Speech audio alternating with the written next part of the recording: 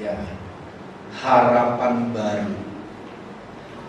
Jadi kita sedang PA, ya, bukan khotbah biasa, tapi kita sedang PA. Saya minta maaf bagi Pak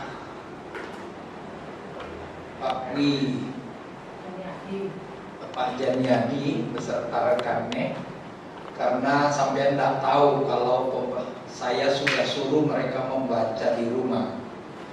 Ya, jadi memang semua grup GPPS ada grupnya. Jadi mau ke gereja itu saya sudah share mana yang mau dibaca untuk ibadah. Jadi Minggu, Kamis tidak ada membaca di gereja karena sudah dibaca di rumah, ya. Saya minta maaf ya Pak ya, saya belum masuk grup soalnya. Ya, jadi saya memberikan tema harapan baru. Ya, mari kita baca sama-sama Kejadian pasal 3 ayat yang ke-7, 2, 3. Maka terbukalah mata mereka berdua, dan mereka tahu bahwa mereka telanjang. Lalu mereka menyemat daun pohon ara dan membuat cawat. Nah, ini adalah setelah Adam dan Hawa memakan buah yang dilarang oleh Tuhan Allah. Iblis berkata, "Dah apa-apa makano, nak bakalan mati." Tapi ternyata setelah mereka makan, mata mereka langsung terbuka. Ya, langsung terbuka, dan yang dilihat mereka telanjang. Ya, tidak ada yang memberitahu kepada mereka telanjang, tapi buah yang mereka makan itu mengubah hidup mereka. Itulah sebabnya saya berkata, waktu kita membahas mata mereka terbuka, ya, tulisan putih sudah kita bahas dengan tema firman Tuhan itu benar dan serius. Maka waktu mata mereka terbuka, itu membuktikan bahwa firman Tuhan benar. Sekali engkau makan, engkau pasti mati.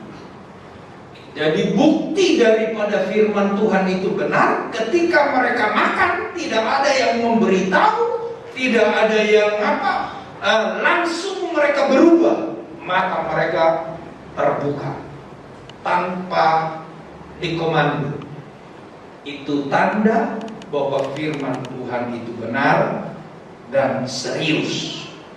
Karena itulah saya berkata waktu itu bahwa tidak ada satupun firman Tuhan itu yang main-main. Semuanya serius dan pasti terjadi karena dia adalah firman Tuhan. Ya. Tulisan kuning juga minggu lalu kita sudah pelajari. Mereka tahu bahwa mereka telanjang. Nah, saya minggu lalu membandingkannya dengan ayat 25. Mereka telanjang tetapi mereka tidak malu. Ya. Tapi di sini mereka telanjang, mereka menjadi malu. Karena memang mata mereka terbuka, membuktikan bahwa mereka adalah sudah berubah sesuai dengan firman Tuhan. Nah, kemarin temanya adalah pakaian khusus. Jadi saya menjelaskan mereka mengapa telanjang, karena pakaian mereka dulu pakaian rohani. Ya. Di kitab Wahyu dijelaskan bahwa perbuatan orang-orang benar itu adalah kain lenat, itu adalah perbuatan orang-orang benar. Jadi kalau mereka tidak berbuat benar, maka kain lenat itu mereka tidak punya. Karena itulah Wahyu pasal 3 mengatakan, "Belilah daripadaku kain putih supaya tidak kelihatan ketelanjanganmu." Nah, Jadi kalau anak Tuhan berdosa, maka dia tidak punya pakaian. Dia tidak akan berani berdiri di hadapan Tuhan. Makanya Paulus berkata, supaya nanti kita bisa berdiri di hadapan Allah. Kalau hidup kita tidak benar, percaya atau tidak, akan sama seperti Adam. Kalau Tuhan datang, kamu akan sembunyi. Kenapa? Karena kelihatan ketelanjangan kita. Ya. Tetapi orang yang hidup di dalam kebenaran, ketika Tuhan datang, dia senang. Makanya kalau ada penyembahan, ada manifestasi roh, makanya kalau orang yang tidak berpakaian itu akan keblek atau kerasukan.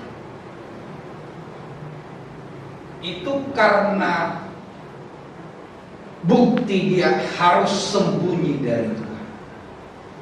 Kenapa? Karena dia tidak punya pakaian. Tetapi kalau orang yang benar di hadapan Tuhan, ketika manifestasi Roh Kudus ada, dia akan ikut bersukacita dan bernyanyi. Makanya pemazmur berkata, hendaklah kamu bermazmur yang satu sama yang lain. Jadi saudara yang dikasihi oleh Tuhan, kalau anak Tuhan tidak hidup di dalam kebenaran, maka itu sama dengan telanjang, tidak punya pakaian. Jadi itu kemarin kita sudah lihat bahwa tulisan kuning itu pakaian orang-orang benar adalah perbuatan yang benar. Kalau kita hidup dengan benar, kita tidak akan pernah malu jadi anak Tuhan.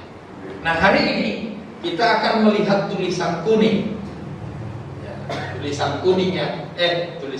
Tulisan merah. Nah, waktu manusia diciptakan secara jasmani, memang mereka tidak punya pakaian. Ini kok pindah ya? Ini harusnya di sini. Waktu manusia diciptakan secara jasmani, memang mereka tidak punya pakaian. Tetapi secara kenyataan mereka memiliki pakaian dari Tuhan, yaitu yang saya bilang tulisan kuning. Ya.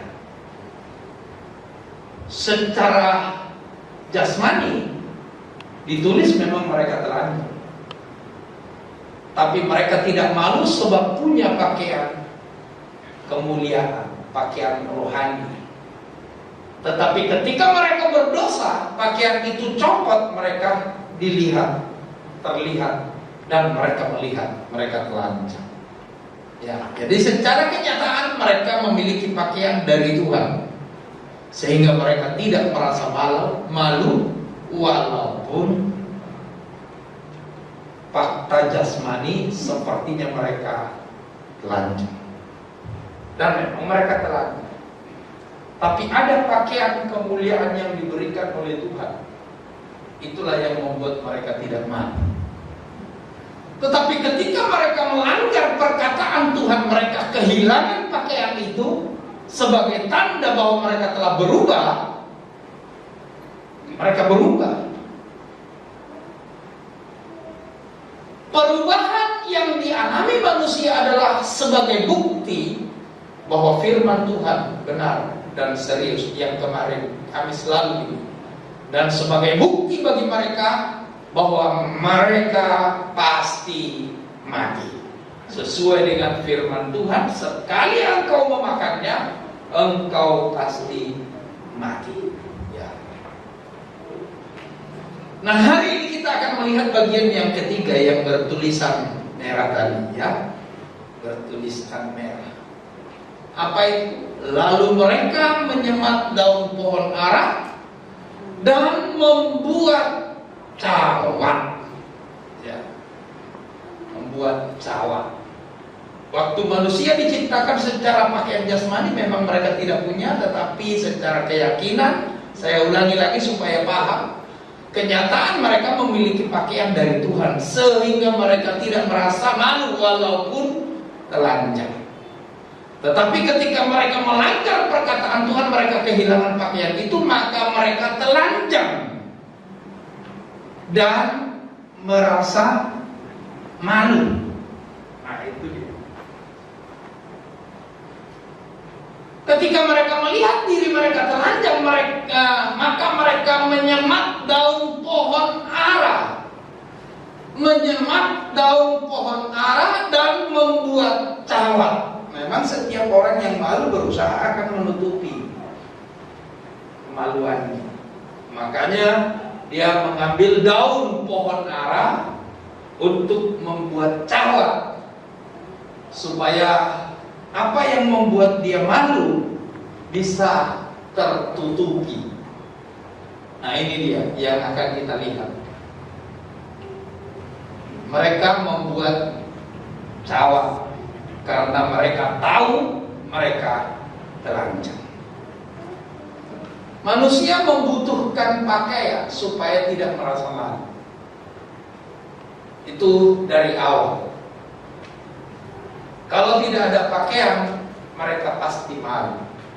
Makanya sejak diciptakan, Tuhan telah membuat pakaian kemuliaan supaya mereka tidak merasa malu. Karena itu mereka membuatnya sendiri dari pohon ara, karena mereka sudah tahu bahwa mereka telanjang. Maka mereka membuat cawat dari pohon ara. Nah, itu dia. Ini harus kita pegang betul untuk memahaminya. Kalau manusia tidak mau malu, mereka harus bikin pakaian. Mereka mengambil daun dan membuat cawat. Tapi menjadi menarik, ini daun pohon ara ini akhirnya di ayat 21, pasal 3 ayat 21 kita menemukan.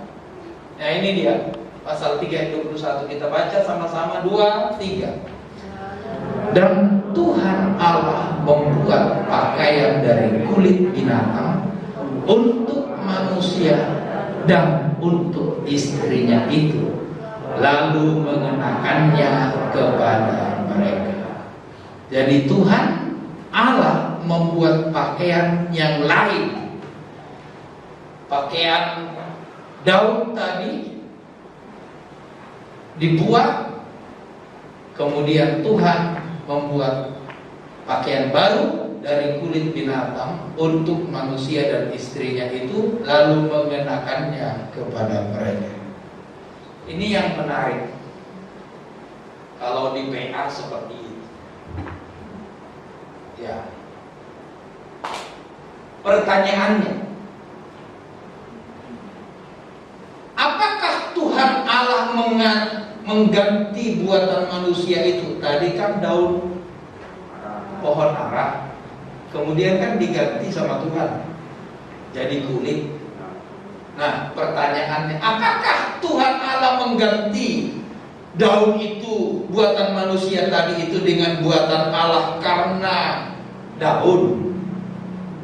Beda kan dengan kulit? Itu pertanyaan.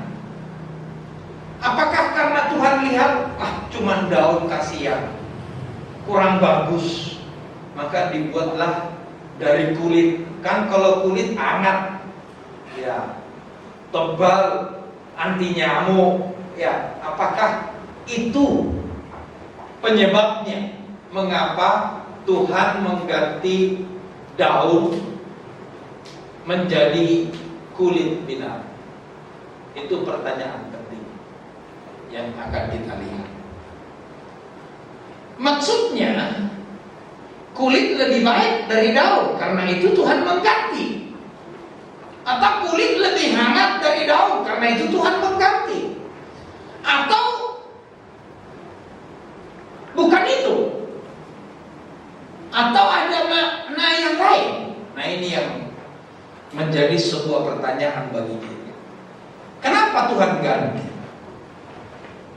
Apa karena kulit jauh lebih bagus sehingga Tuhan harus menggantinya dengan kulit, itu maksudnya? Ya. Atau ada makna yang lain? Inilah yang akan kita perhatikan malam ini. Nah, saya suruh membaca Kejadian pasal 4 ya. Kalau Kejadian pasal 4 saudara membaca, maka tentu saudara akan mengerti Kejadian pasal 4 ayat 1 sampai 5. Maka kita akan menemukan di situ bahwa Tuhan menerima, mengindahkan Habel dan persembahannya. Sedangkan persembahan Kain dan persembahannya sedangkan Kain dan persembahannya tidak diindahkan, tidak diterima.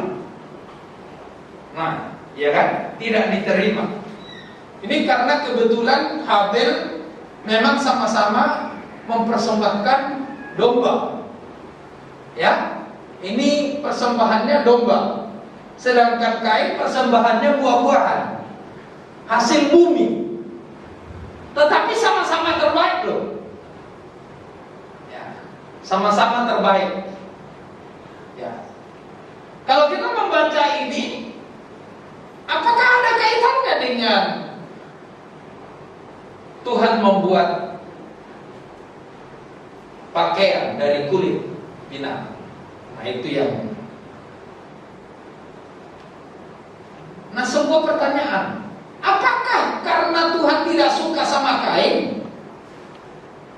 Atau karena persembahan Habel adalah anak sulung kambing dombanya? Nah, ini pertanyaan lagi untuk memahami ini. Untuk kita mengerti, supaya kita bisa membandingkan. Mengapa Tuhan menerima persembahan Habel dan Habelnya diterima, sedangkan persembahan Kain dan Kain tidak diterima? Kenapa? Ya, ini menjadi misteri untuk kita bisa memahami nanti. Kenapa Tuhan menolak Kain dan persembahannya? Tidak menolak sebenarnya, tapi tidak mengindahkan. Tapi kenapa persembahan Habel kemudian diterima dan diindahkan? Nah, ini dia.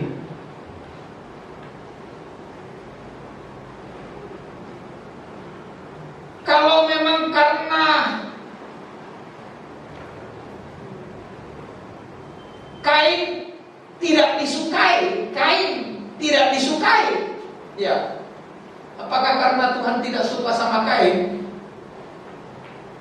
Kalau memang karena Tuhan tidak suka sama Kain, kenapa ada pasal 4 ayat 6 dan 7? Apa isinya pasal 4 ayat 6 dan 7?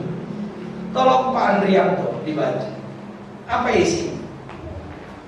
Kejadian 4 ayat 6 dan 7. dan ayat 7, demikian firman Tuhan. Firman Tuhan kepada Kain, mengapa hatimu panas dan mukamu muram? Ayat 7, apakah mukamu tidak akan berseri jika engkau berbuat baik? Tapi jika engkau tidak berbuat baik, dosa sudah menitip di depan pintu.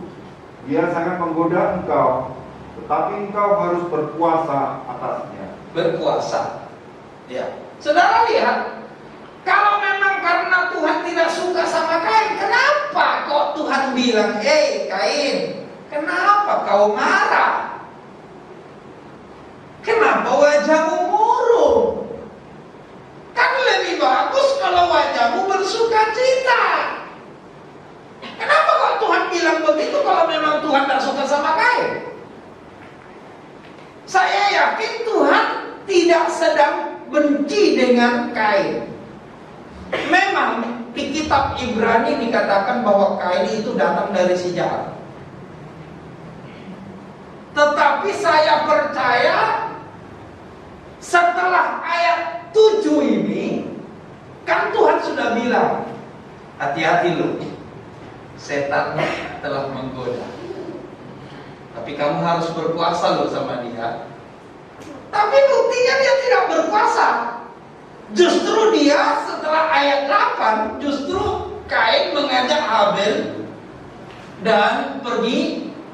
Akhirnya Habel dibunuh. Ya kan? Betul kan? Akhirnya itulah yang membuktikan bahwa si Kain itu dari si jahat, bukan persembahan. Sebab ketika persembahan itu tidak diterima, dia marah. Justru Tuhan masih ngomong, Kain, kenapa wajahmu marah? Ya, kenapa mukamu muram? Jauh lebih baik kamu akan berseri-seri kalau kamu berbuat baik. Nah, saudara perhatikan, saya yakin itu maksudnya. Jadi persembahan dan Kain dan persembahan tidak diterima bukan karena Tuhan benci, bukan. Bukan. Sebab ada ayat ini, ayat 6 dan 7. Tuhan masih berharap bahwa Kain akan berubah supaya berseri-seri wajahnya. Tuhan masih berharap bahwa Kain harus berkuasa terhadap dosa, terhadap iblis. Karena itu Tuhan berkata, hati-hati loh, kalau mukamu muram seperti ini, hati-hati loh, setan menggoda. Nah, hati-hati orang-orang yang sedang muram, sedang marah, setan goda. Sungguhan, kalau kau jengkel sama orang lain, setan itu pasti goda. Kalau kau benci sama orang lain, setan itu pasti goda. Itu pasti. Itu fakta. Makanya Tuhan berkata, tapi kamu harus berpuasa. Lenda, angel. Ya, itu. Makanya Tuhan berkata, jangan sampai terbenam matahari. Marah kita itu loh, jangan sampai terbenam matahari. Angel. Ya. Jadi ayat ini membuktikan bahwa Kain bukan Tuhan tidak suka. Ayat ini membuktikan bahwa Tuhan masih berharap ada perubahan dari Kain. Nah, kalau begitu kenapa kok persembahan Kain tidak diterima?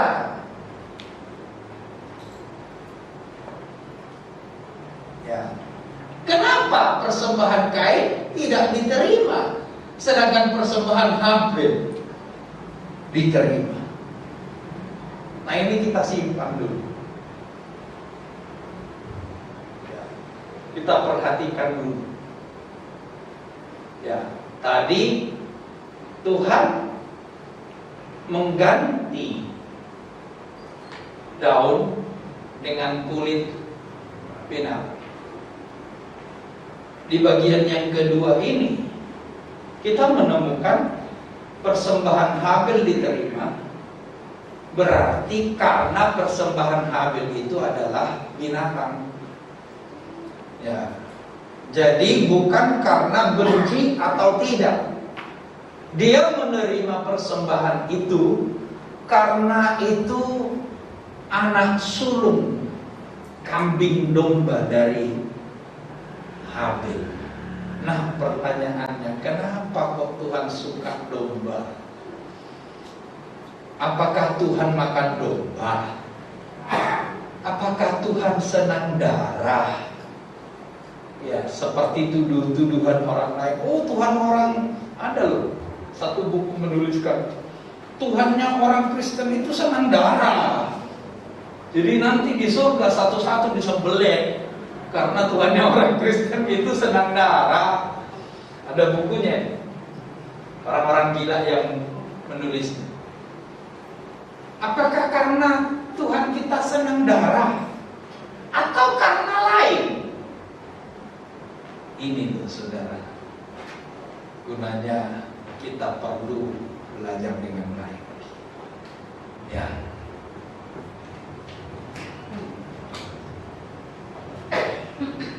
firman Tuhan kepada Kain, mengapa hatimu panas? Ya, ini saya sudah jelaskan. Ya, ini pasti bukan karena Tuhan tidak suka. Ini juga saya sudah jelaskan. Lalu mengapa? Apakah Tuhan suka makan kambing, domba, atau ada yang mau dijelaskan dari peristiwa ini? Ya. Mari kita mencoba untuk berpikir ke lain tempat, ya, supaya kita bisa mengambil kesimpulan. Ya. Yesus itu disebut anak domba Paskah, betul ya? Ya, Yesus itu disebut anak domba Paskah ketika dijadikan sebagai penebus umat manusia. Maka Yesus disebut anak domba Paskah. Nah, kita tahu Paskah itu adalah peristiwa di mana orang Israel harus keluar dari tanah Mesir menuju ke tanah Kanaan. Itu Paskah pertama. Disitulah Tuhan memberikan penjelasan-penjelasan Paskah. Karena itu adalah Paskah pertama. Jadi Tuhan mengatakan mereka harus menyembelih domba Paskah. Darahnya itu sedikit harus diambil dan disapukan di ambang pintu, supaya nanti ketika tengah malam malaikat maut itu lewat, mereka melihat darah, maka orang yang di dalam rumah itu akan selamat, tidak mendapat tulah. Tetapi kalau orang itu di dalam rumah tidak ada darah itu, maka orang yang ada di dalam rumah itu akan kehilangan anak sulung. Entah cucu sulung, anak sulung, buyut sulung, domba sulung, kambing sulung, pokoknya yang bernama sulung pasti mati. Ya. Tapi kalau orang di dalam rumah ada tanda darah dan mereka makan daging dari domba Paskah, maka mereka akan selamat. Tetapi ternyata setelah Yesus menjadi korban, maka dia disebut domba Paskah. Maka kita tahu ternyata domba Paskah, perintah untuk menyembelih domba Paskah, membuat darah, itu karena Tuhan ingin memberikan pengetahuan dan berita kepada orang Israel bahwa nanti akan ada anak domba Paskah yang sesungguhnya. Ini baru gambaran dan berita, ya kan? Tetapi waktu korban Paskah itu dipotong, waktu di Mesir tidak ada yang ngerti, tidak ada yang tahu kalau nantinya yang asli ada, yang ini gambaran, ya kan? Nggak ada yang tahu kan?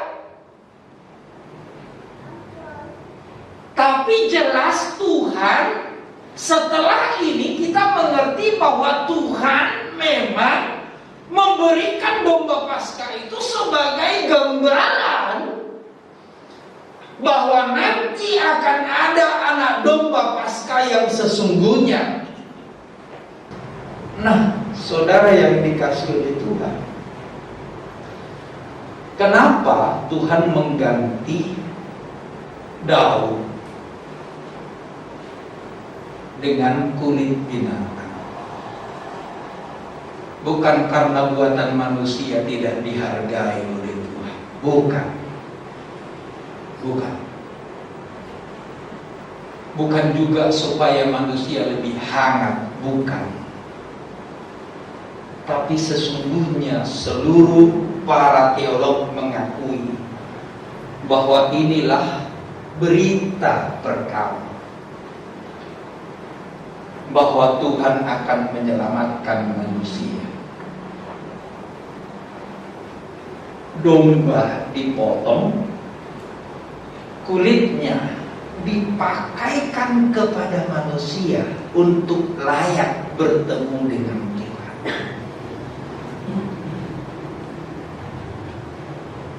Ya, bisa paham saudara? Ya. Jadi kulit domba diganti oleh Tuhan dari daun yang dibuat oleh manusia itu. Daun itu dibuat oleh manusia untuk menutupi pakaian mereka sebagai penutup untuk bisa bertemu satu sama lain, supaya tidak sembunyi. Bukan karena Tuhan tidak menghargai, tetapi Tuhan ingin memberikan kabar baik. Ya, pengharapan baru. Makanya saya berikan tema tadi. Mereka harusnya kan mati, dan memang sudah mati karena ada perubahan. Tetapi Tuhan memberikan kabar baru bahwa nanti manusia itu akan dibangkitkan dari kematian untuk menerima hidup yang baru. Ya, itu makanya pengharapan baru. Tuhan sedang memberi kabar baik dengan mengganti kain, dengan mengganti daun pohon ara, diganti dengan kulit domba. Itu adalah kabar baik.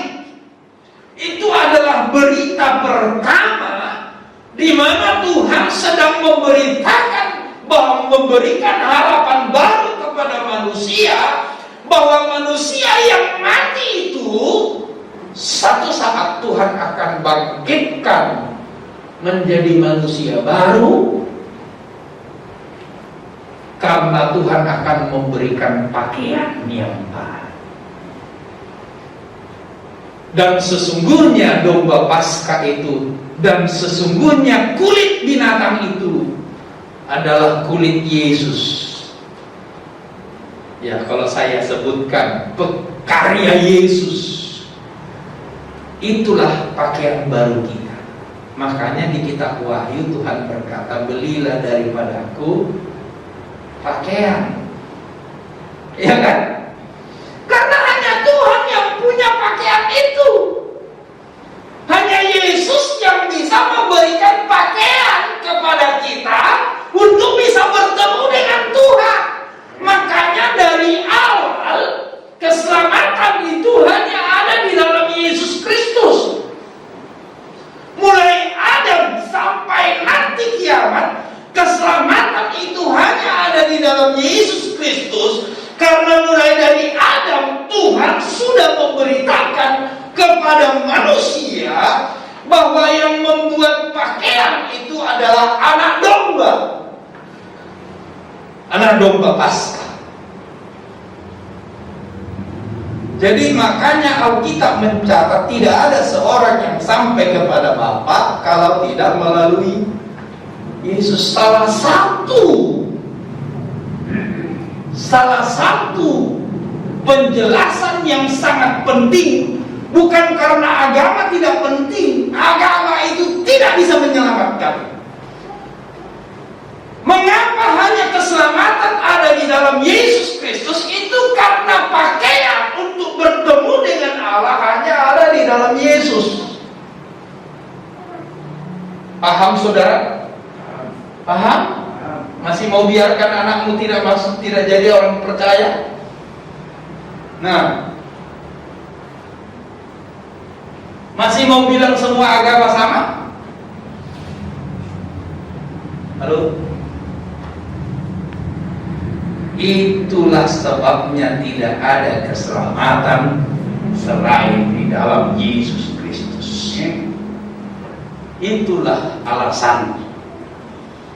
Ya, dengarkan itu baik-baik. Yang muda-muda, jangan sampai kamu pergi gara-gara pacar, tinggalkan Yesus, kamu akan binasa. Ya. Sebab tidak ada keselamatan di dalam siapapun selain di dalam Yesus. Karena hanya pakaian kita yang boleh bertemu dengan Tuhan. Hanya pakaian itu disediakan di dalam Yesus. Tidak ada yang lain. Itulah sebabnya Tuhan mengganti daun. Buatan manusia tidak pernah bisa menyelamatkan.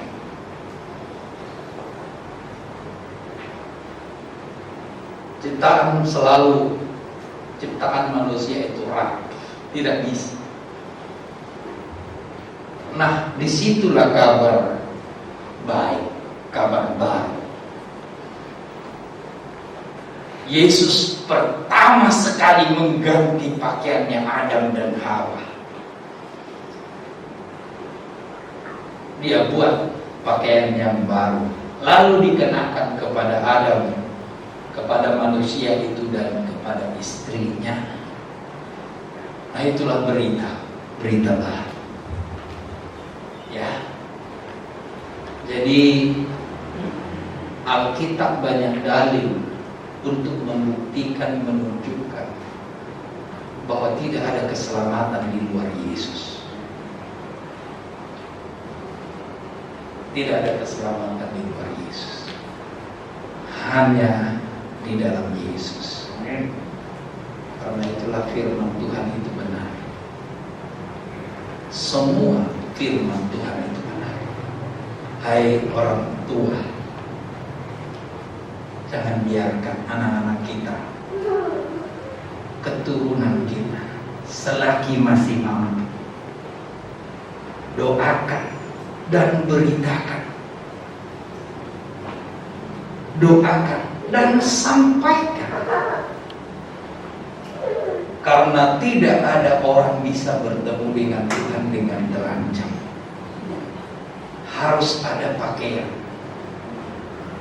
dan pakaian itu hanya Yesus yang menciptakan melalui kematian dan kebangkitan. Disitulah ada pakaian baru bagi kita. Di kitab Wahyu dikatakan, Wahyu pasal 3 ayat 18. Tolong Pak Tony baca. Wahyu pasal 3 ayat 18.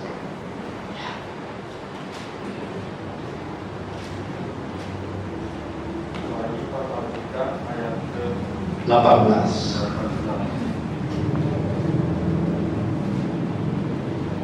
Maka aku menasihatkan engkau supaya engkau membeli daripadaku emas yang telah dimurnikan dalam api, agar engkau menjadi kaya dan suka pakaian putih, supaya engkau memakainya, agar jangan kelihatan ketelanjanganmu yang memalukan, dan bagi minyak untuk mengemas matamu, supaya engkau dapat melihat. Ya, 3 kekayaan rohani saya sudah jelaskan kemarin Kamis. Emas itu bicara soal iman yang dimurnikan. Emas itu terbukti murni apabila dibakar dengan api. Dan biasanya itu adalah iman. Bagaimana iman kita teruji, iman yang murni, pada saat seluruh iman itu diuji dengan segala keadaan, tapi kita tetap berkata, aku pilih Yesus, aku pilih lakukan firman. Itu baru namanya emas yang murni. Ketika ada kesusahan, ketika ada pengalaman-pengalaman sulit, kita berkata, keputusanku salah, mengiring Yesus. Keputusanku.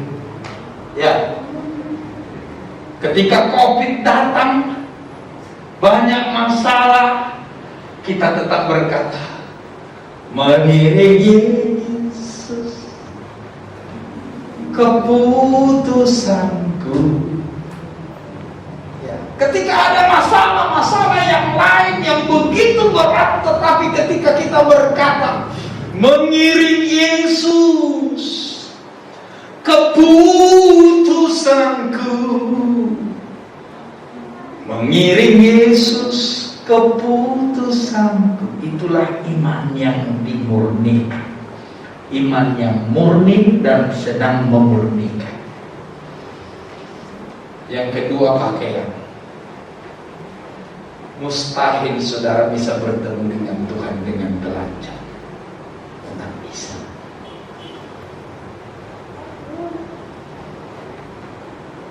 Pakaian adalah perbuatan yang benar dari orang-orang kudus.